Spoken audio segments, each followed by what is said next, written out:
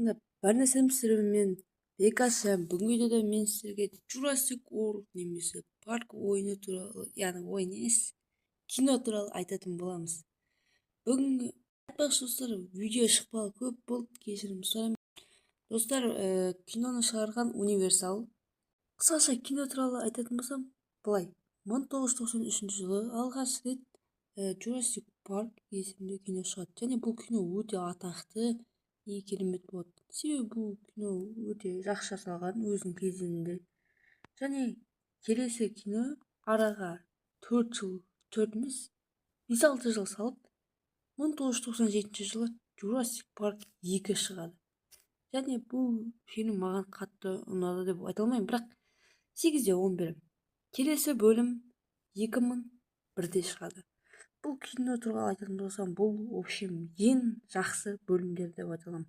Әсіресе бұл бөлімде біз спинозавр деген динозавр көре аламыз.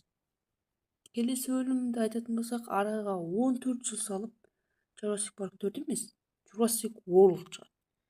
Бұл кино енді топ, вообще топ. Өйткені бұл жерде біз бұрынғыдай ескі паркты көрмейміз. Жаңа салынған парк. Өте керемет, әсіресе гибрид дейтін зат пайда болады достар. Және бұл кинода антагонист, ең басты антагонист Indominus Rex. Ол осы парктан қашып шығып, бүкіл парктың бытын шығарады. Сонда Рекс пен Блю екеуі онымен төбелеседі. Сонда Мазасаур оны алып кетеді. Ал одан кейінгі бөлім 3 жыл ғана салып, 2018 жылы Jurassic World 2 шығады.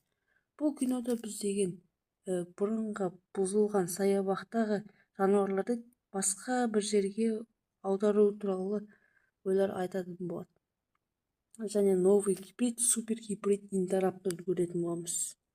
Және интерапторды соңғы рет көргеніміз болады. Ал соңғы емес, одан кейінгі 3-ші бөлімі 2022-де шыққан болады. Бұл бөлім өте керемет жасалған бөлімдердің бірі деп айтамын.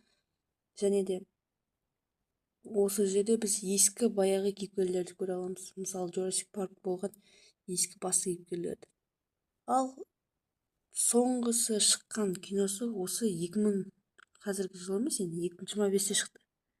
Бұл кино туралы айтатын болсам, маған қатты ұнамады. Себебі бұл жердегі жануарлар, адамдар мүлдем басқа. Жақсы жасалды деп айта алмайсың. Неге? Өйткені бұрынғыдай экшен жоқ.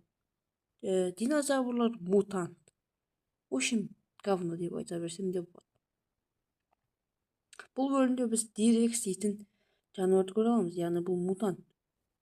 Бұл бөлімде басқа басты кейіпкерлер осы әлемнен жерге барып, жаңа жануарлармен, яғни динозаврлармен көріп, общем бір тапсырмаға барады.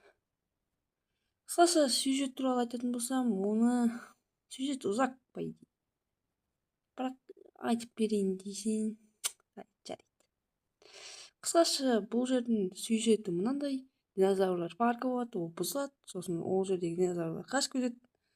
Общем, екі кинода тура осындай сюжетпен ие болған.